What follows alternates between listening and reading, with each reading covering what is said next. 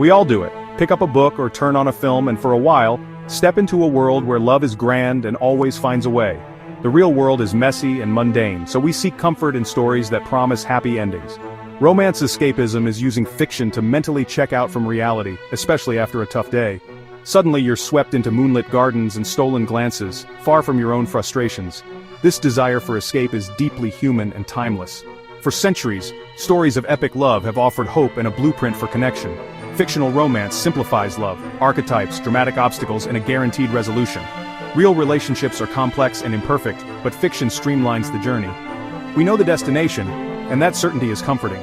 These stories give us language for our emotions and a vision of love untainted by daily struggles. The appeal is in the simplicity and predictability. Love conquers all every time. It's a temporary holiday from ourselves, a safe space to dream.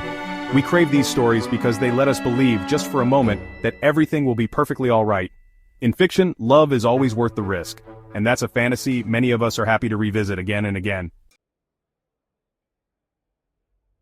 But what if the escape becomes the preference? When fiction feels more desirable than reality, expectations can warp. We start comparing real partners to fictional ones, expecting grand gestures, feeling let down by everyday love. This can breed dissatisfaction, loneliness, and disappointment, even in good relationships. The cycle continues, chasing the next story, feeling more disconnected from real life. When one partner lives in fantasy, it creates distance and resentment. The escapist feels let down, their partner feels unseen and unfairly judged. What began as comfort can become isolation, cutting us off from genuine connection. The line between healthy escape and harmful avoidance is thinner than we think. Psychologists call it maladaptive daydreaming, when fantasy interferes with real life. Dr. Eli Sommer describes it as an addiction to fantasy, sometimes fueled by romance fiction. Not everyone is affected, but for some, escapism becomes compulsive and damaging. Take Jane, who read romance novels obsessively and grew dissatisfied with her marriage, chasing drama that real life couldn't provide.